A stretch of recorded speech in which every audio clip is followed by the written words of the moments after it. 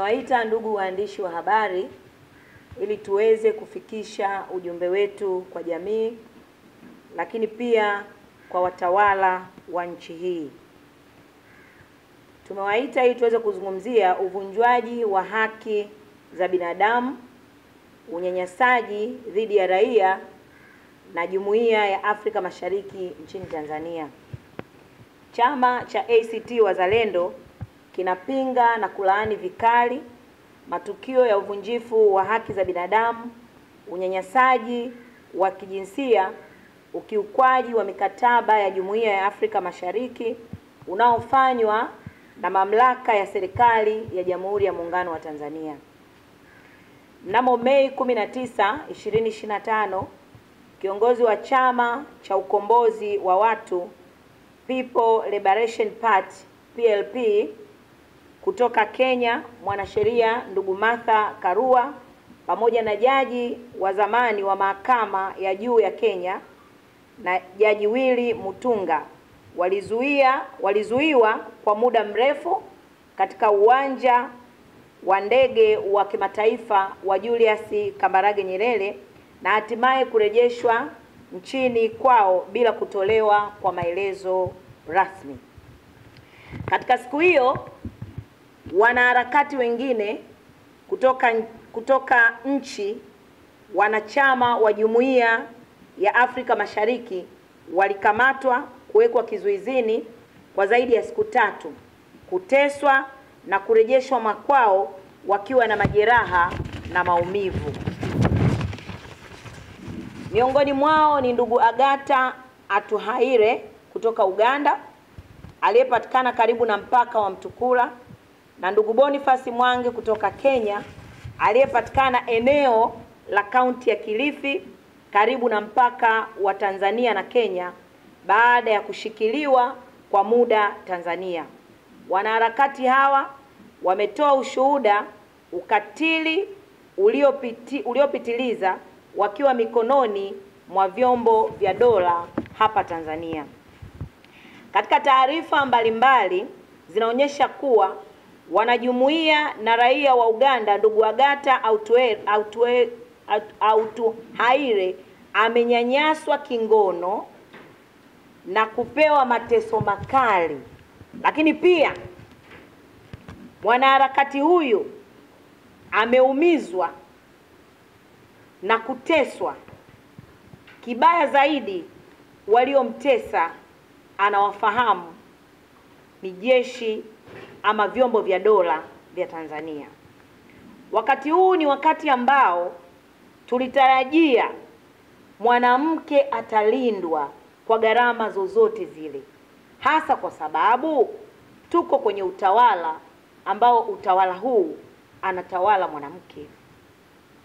Lakini matukio haya yanatia doa heshima ya historia ya Tanzania kama taifa lililowahi kuwa kimbilio la wapigania uhuru na kuchochea umoja wa bara la Afrika kwa kuwasha mwenge wa uhuru na kuusimika katika kilele cha mlima Kilimanjaro ili umulike na kuangaza na kuleta matumaini pale ambapo hakuna matumaini, na kuleta amani pale ambapo hakuna amani, upendo palipo na uadui, na heshima palipo na chuki. ACT Wazalendo inasikitishwa na kauli iliyotolewa na Rais wa Jamhuri ya Muungano wa Tanzania aliyoitoa wakati wa uzinduzi wa sera ya mambo ya nje toleo la 2024, ambapo alieleza vyombo vya ulinzi na usalama pamoja na Wizara ya Mambo ya Nje kudhibiti wanaharakati wa Afrika Mashariki kuingia nchini, akiwataja kuwa ni watovu wa adabu. Kauli hii kinyume na tamko la sera ya mambo ya nje ya ibara ya 34 na 35 inayosisitiza ushirikiano na kikanda na matengamano. Kwa utekaji huu uliofanywa, tunaweza kusema hawa watu waliagizwa na Rais wa Jamhuri ya Muungano wa Tanzania. Tumefedheshwa sana Lakini hivi karibuni tumesikia pia kauli zisizo na utu zinazotolewa na wabunge wa Bunge la Jamhuri ya Muungano wa Tanzania. Nchi hii ambayo imekuwa na heshima kubwa, lakini hivi sasa tuna bunge ambalo linazungumza lugha ambazo hakika linatweza utu wa mtu.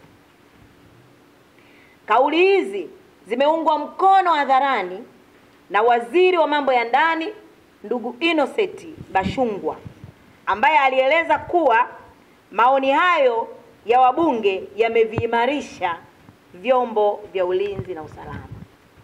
Lakini hapo hapo tumemuona Waziri wa Maendeleo ya Jamii dada yangu Dorothy Gwajima akiwa kimya kabisa, kama vile hakuna jambo lolote la udhalilishaji lililotokea ama la kuumizwa watu lililotokea. Imesikitisha sana. Mwenendo huu unavunja kwa dhahiri mkataba wa Jumuiya ya Afrika Mashariki, hususan kipengele kinachotoa haki ya raia wa nchi wanachama kusafiri, kuishi na kufanya kazi katika nchi yoyote bila ubaguzi. Matukio haya yameharibu heshima ya Tanzania na taasisi zake kama serikali na bunge, yameweka doa katika historia ya taifa letu ndani ya Afrika na duniani.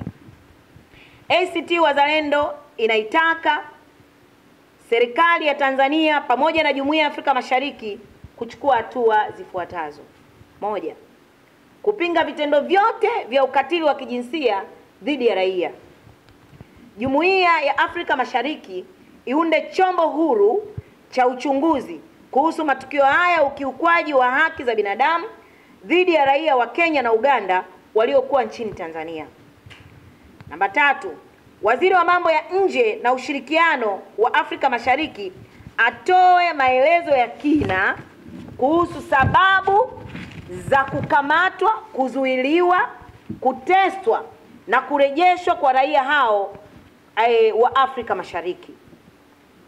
Lakini pia wabunge waliotoa kauli za matusi na dharau dhidi ya wanaharakati hao wafikishwe mbele ya kamati ya haki ya maadili ya bunge kwa mujibu wa maelezo ya spika wa bunge.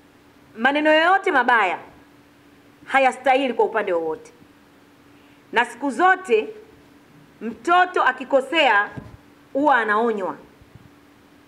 Mtoto anapofanya uharibifu huwa anaonywa, na haiwezekani kwamba heti kwa sababu mimi nimekosea basi na mwingine akosee zaidi. Hilo ni kosa. Kama mimi nimekosea, haimpi haki mtu mwingine kukosea zaidi. Leo tunalalamika watu waliofanyiwa vitendo vya kikatili. Sasa wameumizwa, lakini wale walioumizwa bado wameona ni jambo la kawaida tu. Wale walioumiza wenzao wameona ni jambo la kawaida.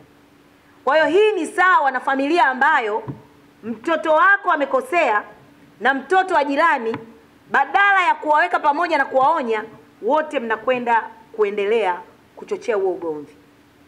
Tunaamini rais ambaye ndio amiri jeshi mkuu, yalipotokea hawa watu wamekuja nchini Tanzania kwa ajili ya mambo binafsi ama mambo ya kushirikiana na watu wengine, tulipaswa kuona rais ndio anakuwa wa kwanza kuonya vitendo vya kikatili dhidi ya watu wengine. Sasa hayo hatukuyaona. Bahati nzuri zaidi kwenye misala yangu hapa nimesema tumeona namna ambavyo rais amezungumza akitoa maelekezo kwenye vyombo vya dola kuhusiana na wanaharakati. Ni uchochezi. Yaani hatuwezi kukosea kusema kwamba rais amefanya uchochezi. Na yeye anashtakiwa wapi akifanya uchochezi? Sasa basi tunaona Wakenya na wao wamejibu kwenye bunge lao. Hii ni kwa sababu namna ambavyo sisi tumejionyesha tuko vipi. Sisi tunapata changamoto za ufisadi kwenye bunge letu. kubwa sana. Wabunge ambao ni wasimamizi wa serikali, badala ya kuisimamia serikali, wanajigeuza kuwa machawa wa serikali. Wanapiga makofi kwa vitu vya ajabu na vya aibu vinavyofanywa na serikali, ambao sisi tumewatuma kwenye bunge kulisimamia bunge na sio kulitetea ama kuitetea serikali. Wanafanya vitu ambavyo ni tofauti. Sasa cha kufanya hapo, ndugu yangu, ni kukanya watoto wasiendelee kufanya nini? Kukosea kile ambacho wamekikosea. Lakini swali lingine anauliza, kejeli ambazo rais amepewa, je, sisi ACT tunasemaje? Tumezungumza kwamba tunajali utu wa mtu. Hakuna kitendo chochote kibaya kinachofanywa alafu sisi tukapiga makofi. Ndio maana walioonewa wakadhalilishwa tunakemea, lakini wanaoendelea kufanya udhalilishaji nalo sio jambo jema. Lakini hili linatokana na nini?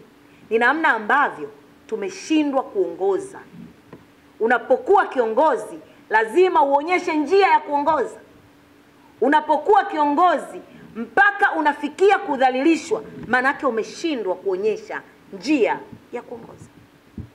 Na uoni tena uchungu.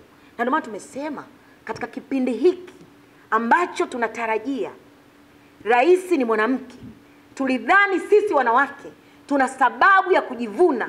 Tumepata picha nzuri ya rais ambaye anaweza kukemea vitendo vya mtu kubakwa, kudhalilishwa, kufanyiwa ukatili. Lakini imekuwa ni vitendo vya kawaida, na tunamuona mkuu wa nchi yuko kimya wala hasemi chochote. Tunashangaa na kuumizwa na kusikitishwa na vitendo vyote vibaya ambavyo vinafanya.